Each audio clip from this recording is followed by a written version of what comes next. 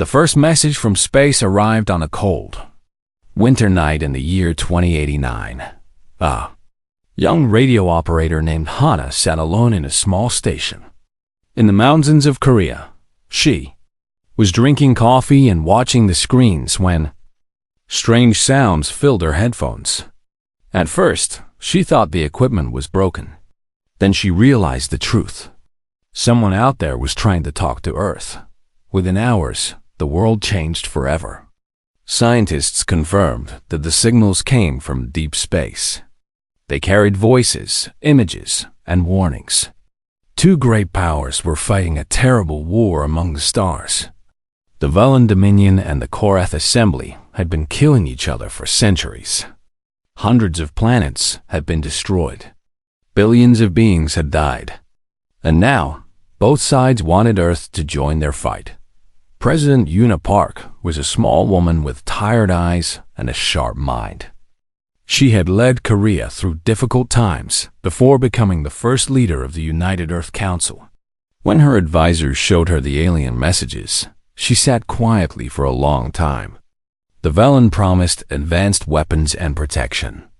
The Korath offered technology that could cure every disease. Both sides made threats about what would happen if Earth chose wrong. Yuna called a secret meeting of world leaders. They argued for 3 days and 3 nights. Some wanted to join the Velen because they seemed stronger. Others believed the Korath were more trustworthy. A few even suggested attacking both sides before they could reach Earth. But Yuna had a different idea. "Look at us," she said to the assembly. "We have been in space for less than 100 years. Our fastest ships take months to reach Mars.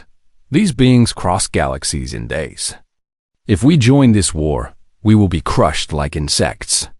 Our only hope is to stay hidden. Stay quiet. Stay neutral." Not everyone agreed.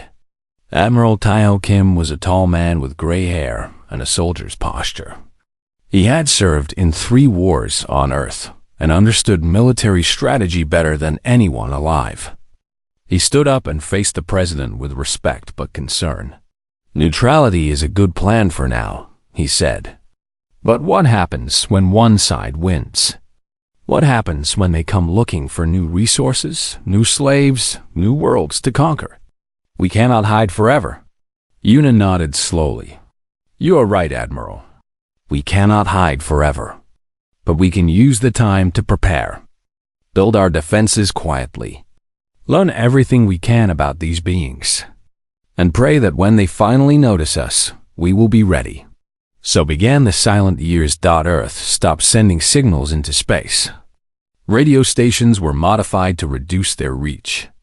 Satellites were repositioned to avoid detection. Humanity pretended to be primitive, unimportant, not worth the trouble of conquest. Meanwhile, Admiral Taiho worked in secret. He built orbital defense stations disguised as communication satellites. He trained pilots using simulations based on intercepted alien battle footage. He created hidden bases on the Moon and Mars, where scientists studied every piece of alien technology they could find. His daughter, Jisoo, grew up in the shadow world. She was a serious child with her father's discipline and her mother's kindness. While other children played games, she studied alien languages and spacecraft designs. By the age of 20, she had become one of Earth's best pilots. By 25, she commanded her own squadron of defense ships, but Jisoo often wondered if they were preparing for nothing. The war seemed so far away. Earth remained untouched, forgotten in its quiet corner of the galaxy. Dr. Subin Lee saw things differently. She was a small woman with messy hair and glasses that were always sliding down her nose. As Earth's leading expert on alien languages, she spent her days listening to intercepted communications from both sides of the war. What she heard troubled her deeply. "They talk about Earth," she told Admiral Taiho during one of their secret meetings. "Not often, but enough to worry me. Both sides believe something is hidden here. Something old. Something powerful. What kind of something?" the Admiral asked. Subin shook her head. I do not know. They call it different names. The Valen call it the ancient gift. The Korath call it the seed vault of the precursors. Whatever it is, they believe it was left on Earth thousands of years ago by a civilization that existed before either of them. And they want it. They want it very much. The only reason they have not come looking is because they are too busy fighting each other. But someday, the war will end. And then, she did not need to finish the sentence. 37 years passed. Unipark grew old and died peacefully in her sleep, remembered as the woman who had kept humanity safe. New leaders took her place, continuing her policy of silence and preparation. Admiral Taiho's hair turned completely white, but his mind remained sharp. He watched the stars every night, waiting for the sign he knew would eventually come. Jisu rose through the ranks to become commander of the Orbital Defense Corps. She trained thousands of pilots and oversaw the construction of dozens of hidden weapon platforms. Dr. Subin filled hundreds of notebooks with translations and observations. She learned to think like the aliens, to understand their fears and desires. She became the only human who could truly speak their languages. And far away, the Galactic War continued its bloody course. Planets burned. Species died.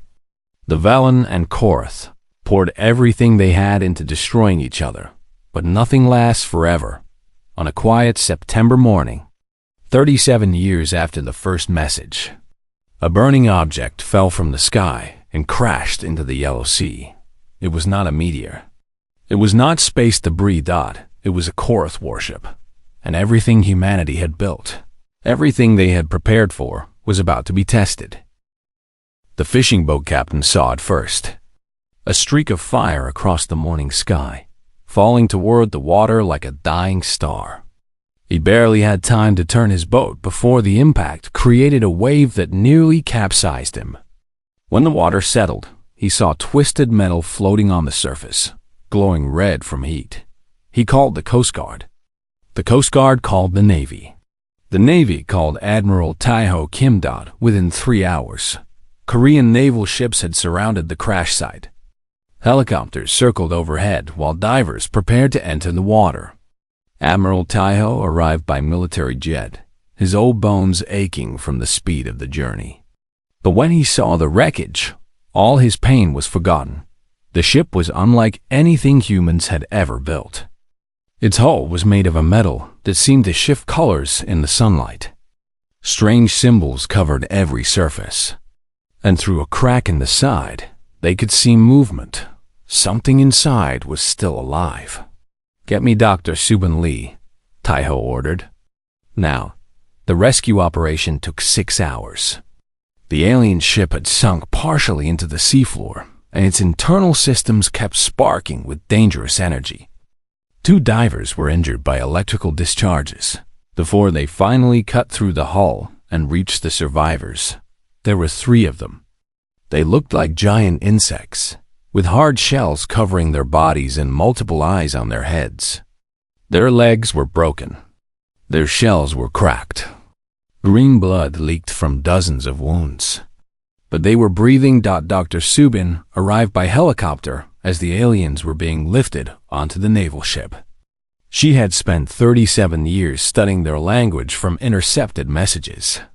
Now, for the first time, she would speak to them face to face. The largest alien was conscious when she approached. His compound eyes focused on her with what she recognized as fear. One of his arms clutched a small metal device against his chest, protecting it even in his pain. "Can you understand me?"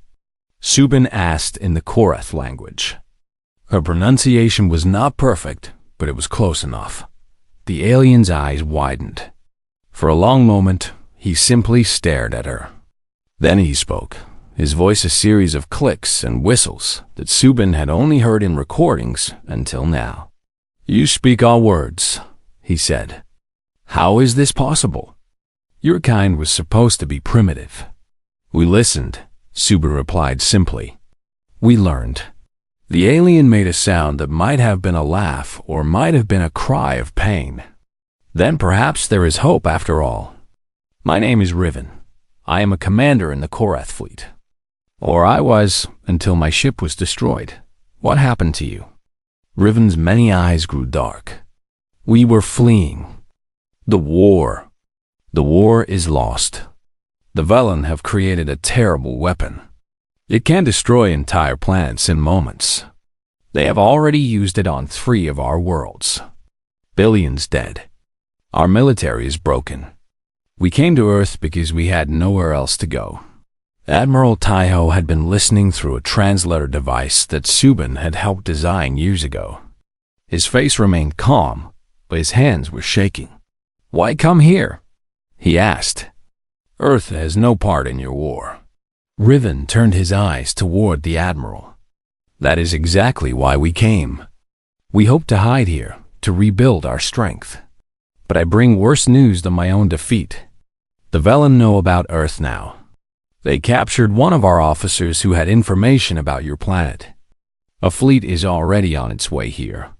The words hit like a physical blow. Subin felt her legs go weak.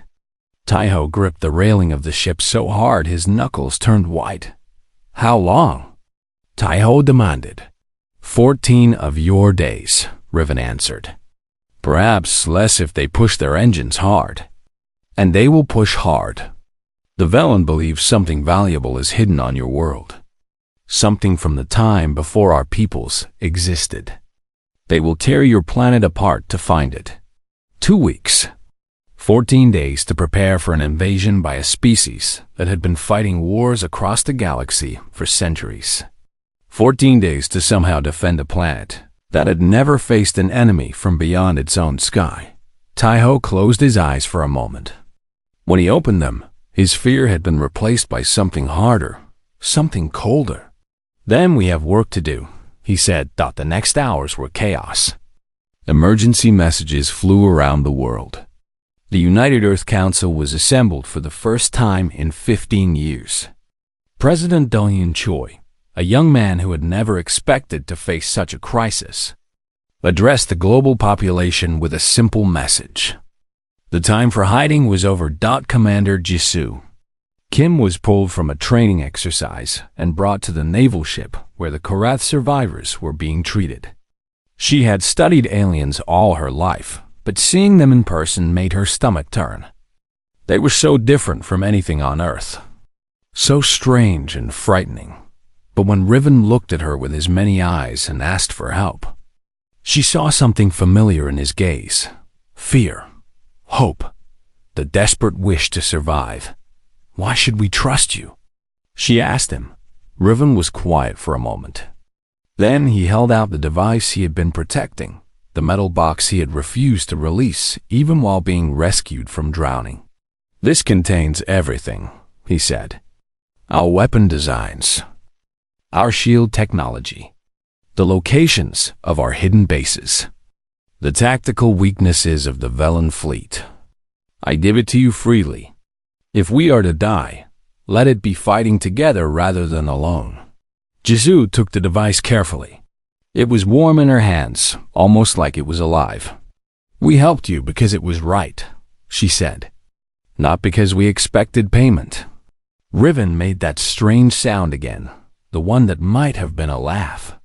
"That is exactly why I trust you. The Velen would have let us drown and taken the device from our corpses. You saved us first, ask questions later. Your species may be young, but you understand something that older races have forgotten. What is that?" "Kindness," Riven said simply. "Kindness is strength." Outside, the sun was setting over the Yellow Sea. In 2 weeks, ships from another star would fill the sky with fire. But for now, there was work to be done, alliances to be built, and a world to prepare for war. The silent years were over. Whatever came next, humanity would face it with open eyes. The world had never moved so fast. In car factories across Korea, workers stopped making vehicles and started building missile casings. In electronics plants in Japan, assembly lines switched from phones to targeting computers. In steel mills across China, metal flowed day and night to create armor plating for orbital stations. Across every continent, humanity turned its industrial power toward a single goal: survival. Dr. Minho Jiang had spent 20 years studying energy shields. His colleagues had called him a dreamer. Funding agencies had rejected his proposals dozens of times. Energy shields were science fiction, they said. Impossible with current technology. But Riven's data device changed everything. Their shields work on a principle we never considered, Minho explained to his team, his hands shaking with excitement as he pointed at diagrams on a screen. They do not block energy directly. They redirect it, bend it around the protected object like water flowing around a stone. We can build this. We can actually build this. 9 days. That was all the time they had, and that was all the time they needed. Working without sleep, fueled by coffee and fear, Minho's team created humanity's first working energy shield. It was ugly, unstable, and required more power than a small city to operate. But when they tested it against a laser powerful enough to cut through steel, the beam simply curved away and hit the wall instead. Minho cried when he saw it work. Then he wiped his eyes and got back to work, because they needed to build 50 more before the Velen arrived. Commander Jisoo Kim supervised the military preparations. Every day, she reviewed Riven's tactical data with her father, Admiral Taiho. Every night, she trained pilots in simulators programmed with Velen attack patterns. She slept maybe 3 hours each night, and even then, her dreams were filled with fire and screaming. Their ships are faster than ours, she told her squadron leaders during a briefing. Their weapons are more powerful. Their shields are stronger. By every measure, they should destroy us easily. She paused, letting the fear sink in. Then she smiled, and the smile was cold. But they have weaknesses. Their main guns take 30 seconds to recharge after firing. During those 30 seconds, their weapon ports are exposed. That is when we strike. Not before, not after. In that exact window, one pilot raised his hand. His name was Junho, and he was barely 20 years old, with the nervous energy of someone who had never seen real combat. Commander, 30 seconds is not much time. How do we survive until then? We fly fast, we fly unpredictable, and we trust each other, Jisoo answered. The Velen fight as individuals. Each captain wants glory for himself. We fight as a unit. That is our advantage. They are stronger alone, but we are stronger together. While the military prepared for battle in space, Dr. Subin Lee focused on a different problem. The thing buried beneath Earth's surface. The ancient texts Riven had provided spoke of the precursors, a civilization that had existed millions of years before either the Volan or the Korath. They had built wonders beyond imagination, explored every corner of the galaxy, and then vanished without explanation. But before they disappeared, they left things behind: artifacts, messages, seeds of their knowledge planted on worlds across the cosmos. Earth, it seemed, had received such a seed. The references point to somewhere in Korea, Subin told President Doyen during a midnight meeting. Her eyes were red from reading, and her voice was rough from too much coffee. Specifically, the Taebag Mountains.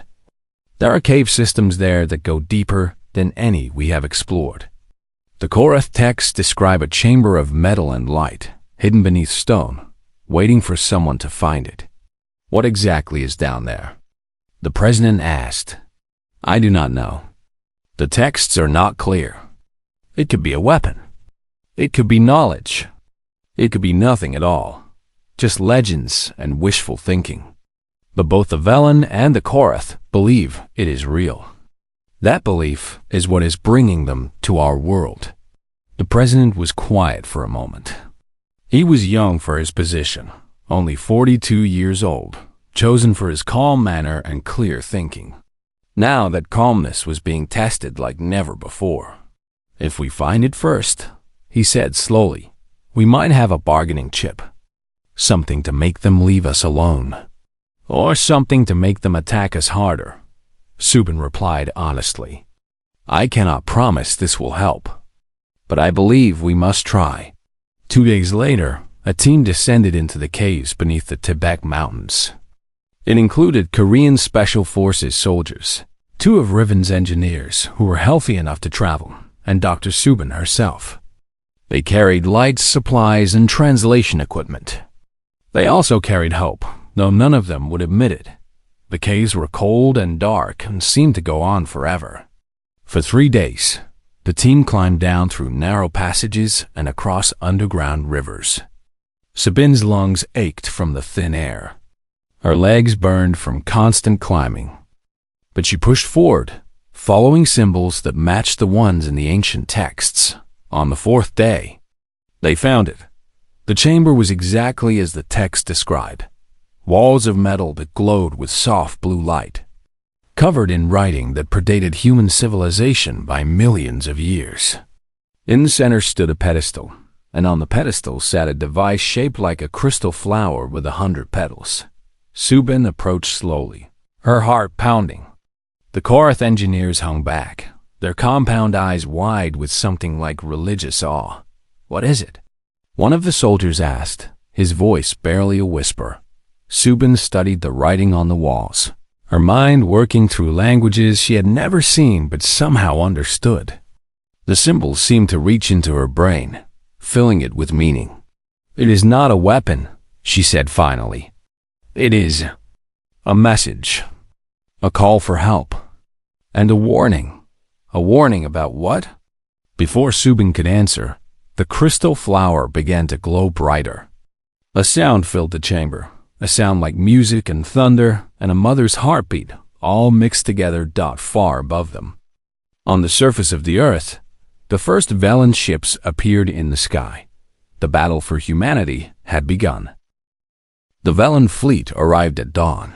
Just as the sun was rising over the Pacific Ocean, 12 ships emerged from the darkness of space, each one larger than any building humans had ever constructed. Their hulls were black as night, covered in weapons that glowed with deadly energy. They moved in perfect formation, like predators circling wounded prey. Admiral Taiho watched them from the command center of Earth's largest orbital station. Screens around him showed data feeds from every defense platform, every satellite, every ship in humanity's small fleet. The numbers were not encouraging. The Velen outgunned them by a factor of 10. "All stations report ready," a young officer announced, her voice steady despite her fear. Taiho nodded. "Good. Hold positions until my command. Do not fire first. Let them come to us." The lead Velen ship moved forward, and a communication signal cut through Earth's networks. Every screen on the planet flickered, then showed the same image, a creature that looked like a snake made of metal and flesh, with cold blue eyes and a mouth full of needle teeth. "I am Lord Mavic of the Velen Dominion," the creature said. Its voice was smooth and calm, like a teacher explaining something simple to a child. "Your planet possesses something that belongs to us. Surrender it now, and your species will be permitted to live as servants of the Dominion. Refuse, and you will die screaming." President Don Choi stood in his office in Seoul, watching the broadcast on a small screen. His advisors wanted him to hide in a bunker, but he had refused. If humanity was going to fight, he would stand with them. He pressed a button that connected him to every communication channel on Earth. When he spoke, his voice was calm and clear. "This is President Choi of the United Earth Council. We have received your terms, Lord Mavic. Earth declines." For a long moment, there was silence. Then Lord Mavic laughed, a horrible sound like glass breaking. "So be it," he said. "Your death will serve as a lesson to others." The Velen ships opened fire. The first volley hit 3 orbital stations simultaneously. 2 of them exploded instantly. turned to dust by weapons beyond human understanding. The third, protected by one of Dr. Minho's new shields, survived, but was knocked spinning through space. "All ships, engage," Admiral Taiho commanded. "Remember your training. Wait for the 30-second window." Commander Jizu Kim led the first attack squadron. Her small ship dove toward the nearest Velen vessel, dodging energy beams that could have vaporized mountains. Around her, she heard her pilots calling out positions, working together like parts of a single machine. "Target locked," Junho shouted from the ship on her left. Their main gun just fired. "All ships now," Jizu ordered. 30 human ships dove toward the Velen vessel at once, hitting it from every direction. They targeted the weapon ports that were still open from the recent firing, pouring missiles and kinetic rounds into the exposed systems. Explosions rippled across the alien hull. The Velen ship shuddered, then started to list to one side. Smoke poured from its engines. It was not destroyed, but it was hurt. "We did it," Junho cheered. "Stay focused," Jisu snapped. 11 more to go. On the ground, Admiral Taiho coordinated the planetary defenses. Hidden railguns across 6 continents opened fire, launching tungsten rods at hypersonic speeds. The Velen shields were designed to stop energy weapons, not solid metal moving faster than bullets. The first rod hit a Velen cruiser square in the middle. The impact was visible from space, a flash of light followed by a shower of debris. The ship broke in half and began falling toward Earth, burning as it entered the atmosphere. 2 down, Taiho muttered. 10 to go. But the Velen were adapting. They had underestimated humanity at first, treating the battle like a simple execution.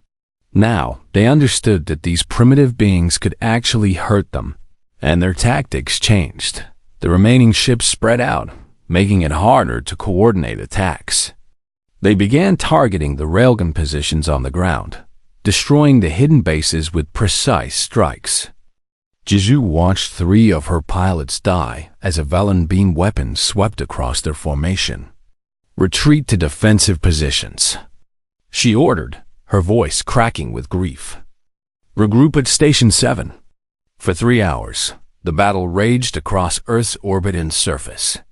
Human ships fell by the dozen. Orbital stations exploded like fireworks. Cities on 6 continents burned as Velen weapons found their targets.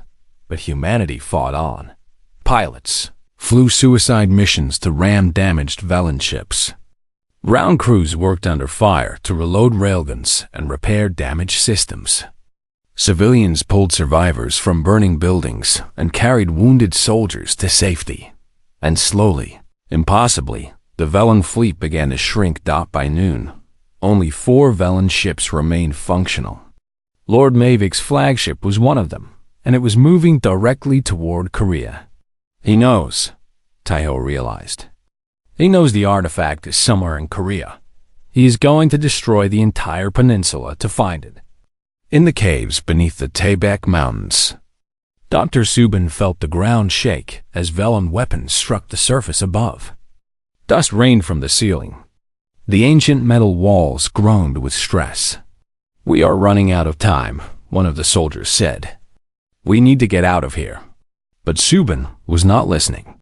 She was staring at the crystal flower on its pedestal, watching patterns of light swirl through its petals. The writing on the walls seemed to pulse in rhythm with her heartbeat, filling her mind with images and sounds. She understood now. She understood everything. "It is not for us to take," she whispered. "It is for us to activate. To send a message." "A message to who?" the soldier demanded. Subin looked at him with eyes that seemed older than her years, older than humanity itself. "To the ones who left it here," she said. "To the precursors." She reached out and touched the crystal flower, above ground. Lord Mavik's flagship prepared to fire its main weapon, a beam that could crack the Earth's crust and turn mountains into dust. And then, everything changed. The light began deep underground and spread outward like a wave dot. It passed through rock and soil, through ocean and air, reaching into space itself. Every sensor on every ship detected it. Every being with eyes saw it. A pulse of energy that felt less like a weapon and more like a voice, speaking in a language older than stars. On Lord Mavik's flagship, alarm screamed. Officers rushed to their stations, trying to understand what was happening. But Mavik himself stood perfectly still, his blue eyes fixed on a display screen that showed a symbol he had hoped never to see. The symbol of the precursors. Across the galaxy, ancient machines awakened. On dead worlds and forgotten moons, in the hearts of asteroids and the depths of gas giants, monitoring stations that had been silent for 10,000 years began to hum with life. They received a signal from Earth, processed it, and responded. The response came in the form of a message, broadcast on every frequency known to exist and some that were not. Every ship in Earth's orbit heard it. Every receiver on the planet picked it up. The words were simple, spoken in a voice that seemed to come from everywhere at once. The children of Earth are under our protection. Those who harm them will answer to us. The message repeated in every language, every code, every form of communication. Velen, Korath, human, languages that had been dead for millions of years. The meaning was clear. Earth was not alone. Then came the movement. Ships appeared at the edge of the solar system. Hundreds of them, then thousands, emerging from some hidden place beyond human understanding. They were vast and beautiful, made of materials that glowed with inner light. They did not fire weapons or issue threats. They simply arrived and waited, a silent army of guardians. On his flagship, Lord Mavik watched the newcomers with something he had not felt in centuries. Pure animal fear. "Sir," one of his officers said, voice trembling, "those ships match the designs from the ancient records. They are precursor vessels. They are real." Mavik said nothing for a long moment. His entire life, he had believed the precursors were myths, stories told to frighten children. Even when his people sought their artifacts, they had assumed the original builders were long dead. They were not dead. They had been sleeping. And now, humanity had woken them up. "Withdraw," Mavik ordered, his voice flat and empty. "All ships, withdraw immediately." "Sir, the artifact is not worth dying for," Mavik interrupted. "The Dominion will hear of this. We will return when we understand what we are facing. But today we leave." The 4 remaining Velen ships turned and accelerated away from Earth. Within minutes, they had entered faster than light travel and vanished into the darkness. The battle was over. Humanity had won. In the caves beneath the mountains, Dr. Subin collapsed to the ground. The crystal flower had stopped glowing, returning to its dormant state. But she could still feel its presence in her mind, a warmth that was slowly fading like a dream upon waking. "What did you do?" a soldier asked, helping her to her feet. "I asked for help," Subin answered weakly. And they answered. Above ground, the survivors emerged into a world forever changed. Cities burned. Debris from destroyed ships fell like metal rain. Millions were dead, and millions more were wounded. The cost of victory had been terrible. But humanity had survived. Admiral Taiho stood on the observation deck of the only orbital station still functioning. His uniform was torn and dirty. His face was covered in dust and dry blood from a cut on his forehead. He had not slept in 3 days. Beside him, his daughter Jisoo stared at the stars. Her squadron had lost half its pilots. Junho was alive, but many others were not. She would carry their names in her heart forever. "The precursor ships are leaving," she said quietly. "They delivered their message, and now they're going." "They were never going to fight for us," Taiho replied. "They just showed the galaxy that we matter to someone powerful. That attacking Earth has consequences." Will the villain come back? Eventually, yes. And others will come too. The galaxy knows about us now. Some will want to trade. Some will want to conquer. Some will simply be curious. He put his hand on her shoulder. The silent years are truly over. On the surface, President Do-hyun addressed the world from the ruins of the Capitol building. His suit was ruined and his hair was gray with ash, but his voice was strong. Today, we proved something that no one expected, he said. We proved that humanity will not kneel. We proved that when we stand together, even the greatest powers in the galaxy cannot break us. We have paid a terrible price for this lesson, and we will spend years recovering from our wounds. But we are alive. We are free, and we will never forget. In the days that followed, the rebuilding began. New ships were designed using technology salvaged from Villan wreckage.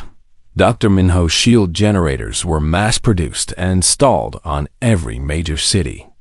The Korath survivors, led by Riven, were given permanent sanctuary on Earth in exchange for their continued cooperation. The crystal flower remained in its cave. Silent and waiting, Dr. Subin visited it often, trying to understand what she had felt when she touched it. The precursors had left behind a guardian, a protector, but also a test. They wanted to see what humanity would become. 6 months after the battle, a Korath delegation arrived to negotiate formal alliance. Other species followed, some friendly, some cautious. Earth opened its first interstellar embassy. Commander Jisoo was promoted to admiral and placed in charge of humanity's growing defense fleet. And every night, somewhere on Earth, people looked up at the stars and remembered the day they almost lost everything. They remembered the fear and the fire and the screams.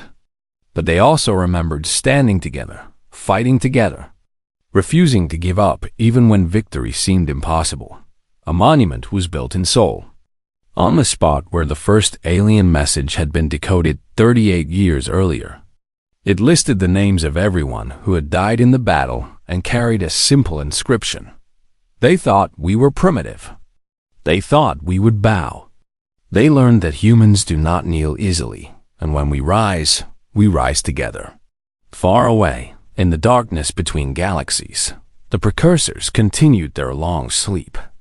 But their machines watched Earth with something that might have been approval. The children they had planted so long ago were finally growing up, and the galaxy would never be the same.